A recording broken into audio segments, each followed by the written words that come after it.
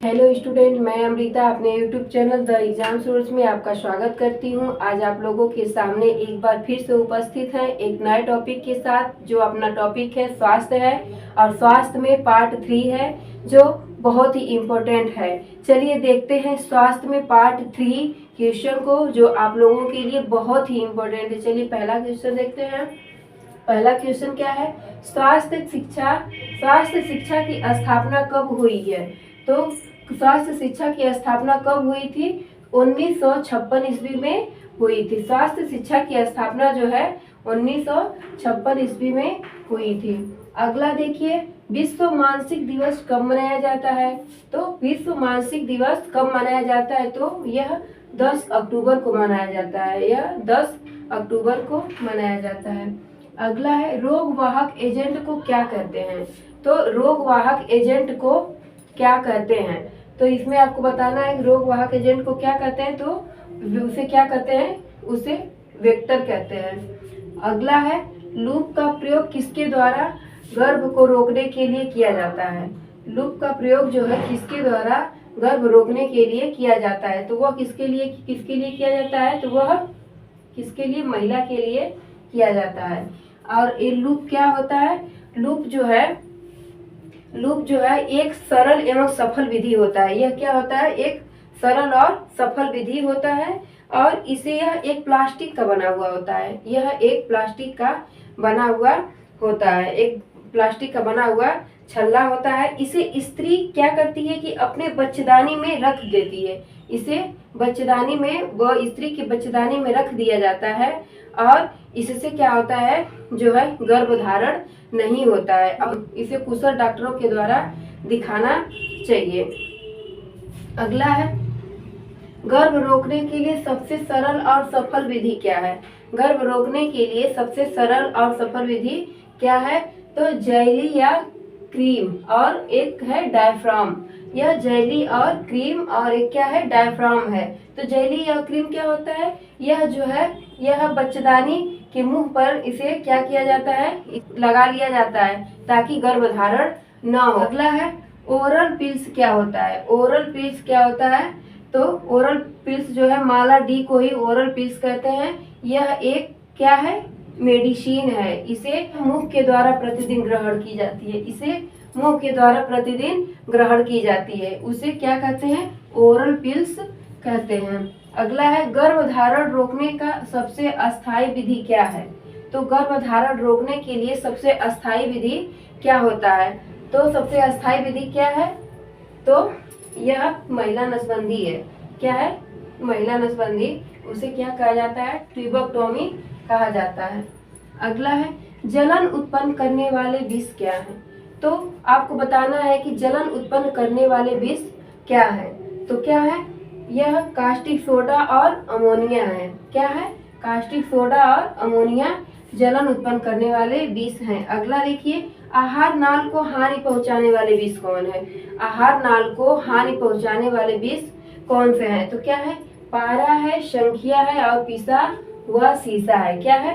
पारा है, शंखिया है और पिसा हुआ सीसा है, जो आहार नाल को क्या करता है? हानि पहुंचाता है। अगला है, चिकित्सा में कौन सी गांठ का प्रयोग किया जाता है? चिकित्सा में कौन सी गांठ का प्रयोग किया जाता है जो उपयुक्त होता है? तो वह रीफ गांठ का प्रयोग किया जाता है। वह रीफ गांठ का प्रयोग किया जाता है। रीफ गांठ जो है, यह चुभती नहीं है। यह चुभती नहीं है और आसानी से फूल भी जाती है।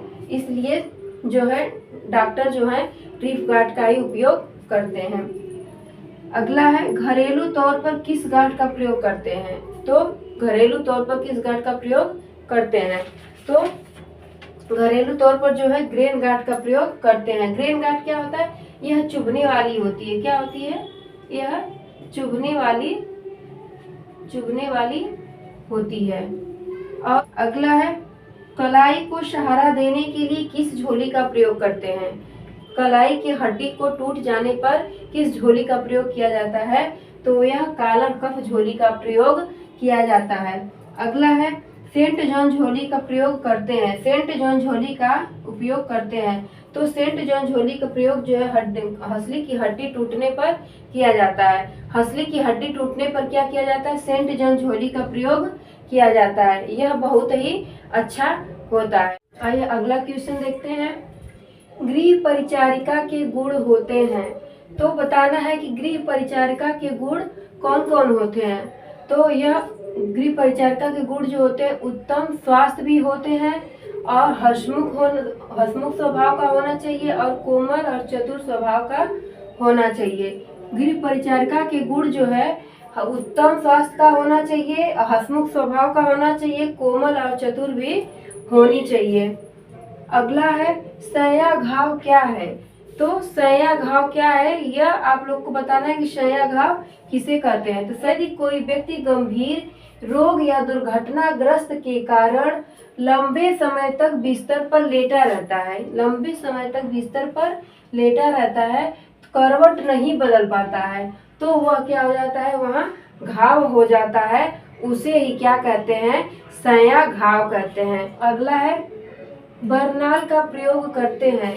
तो यह जले हुए घाव पर इसका प्रयोग करते हैं। अगला है कच्चा अस्थि भंजन क्या है। तो कच्चा अस्थि भंजन क्या है, यह टूटती नहीं है। कच्चा अस्थि भंजन जो है यह टूटती नहीं है, हड्डियों में क्या आ जाती है, वहाँ हड्डियों में लचक आ जाती है और वह अक्सर बच्चों में पाया जाता है।